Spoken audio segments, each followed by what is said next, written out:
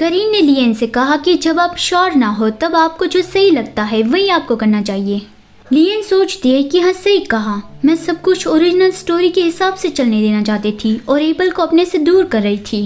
लेकिन अगर मैं जो चाहती हूँ वैसे मैं सब करूँगी तो फिर सब कुछ ठीक हो जाएगा। हाँ, यही वो आंसर हो सकता है जो मैं ढूंढ रही थी। मुझे जो सही लगता है वही करना सही रहेगा। वो करीन का शुक्रिया अदा करती है और करीन उसे ये कह ही रहा था कि हाँ मैं भी ऐसा ही करूँगा। तभी सैपनर जल्दी जल्दी में अंदर आया और बताया कि डार्क लॉर्ड तुम्हें ढूंढ रहे हैं। तो फिर लियन डार्क लॉर्ड से मिलने गई कि अचानक से क्या हुआ होगा। वो दरवाज़ा खुला रख के ही अंदर आ गई थी तो डार्क लॉर्ड ने अपनी पावर से दरवाज़ा बंद किया और बताया कि आसान सील से आज़ाद हो चुका है। लियन कहती है कि उसने आसान को सील से आज़ाद नहीं किया, वो सारे वक्त यहाँ पर ही थी। डार्क लॉर्ड कहता है कि मैं ये जानता हूँ, मुझे पता चला है कि सेंट ल्यूसी आ गई है।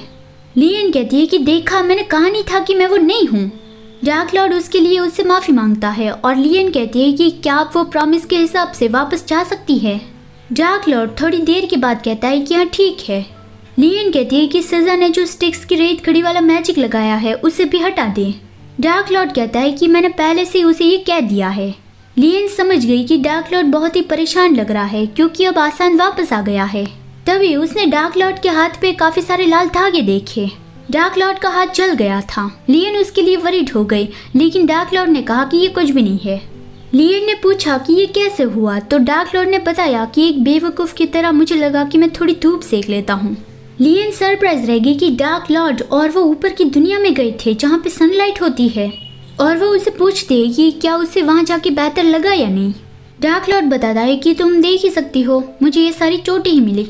और उसने थोड़ी स्माइल के साथ कहा कि लेकिन फिर भी इतने सारे वक्त के बाद पहली बार रोशनी देखकर अच्छा लगा। ये देखकर लियन सरप्राइज रह गई और उसने भी स्माइल के साथ कहा कि हाँ बिल्कुल, अगर आप अक्सर ऐसा करते रहोगे तो आपको इसकी आदत लग जाएगी।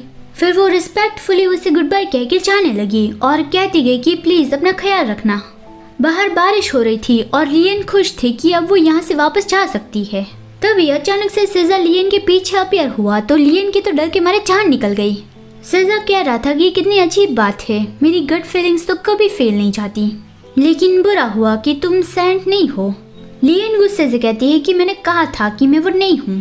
सज़ा कार्ड्स पलटते हुए फिर से वही कहता है कि चाहे मैं जितना भी सोचूं मुझे ये अजीब ही लग रहा है, मैं कभी हारने वाली बाजी पे शर्त नहीं लगाता। लियन कहती है पता नहीं तुम क्या बकवास कर रहे हो, जल्दी करो और एबल पे जो रेत खड़ी का जादू इस्तेमाल किया था उसे हटा लो। सज़ा ने कहा कि वो तो उस बारे में भूल ही गया था तो लियन ने कहा कि अभी मेरी नज़रों के सामने उसे हटाओ। तो फिर सज़ा ने वो आवर ग्लास निकाला और उसे तोड़ दिया, लेकिन वो फिर से वही कहता है कि कितनी अजीब बात है, मेरी गट फीलिंग्स और मेरे पास से दोनों तुम्हारी ओर इशारा कर रहे हैं। लियन जानने लगी कि वैसे भी हम ये जगह छोड़ के जाने वाले हैं तो फिर तुम जो भी कहोगे हम अपना फैसला नहीं चेंज करेंगे। लेकिन तभी सज़ा ने उसकी ओर एक कार्ड फेंका और स्माइल के साथ कहा कि ये एक प्रेजेंट है। लियन उस कार्ड को देख के चौंक गए और वो सज़ा को बुलाती है, लेकिन सज़ा वहाँ से गायब हो चुका था। उसने जो कार्ड लियन को दिया था वो था 13th number card, death card.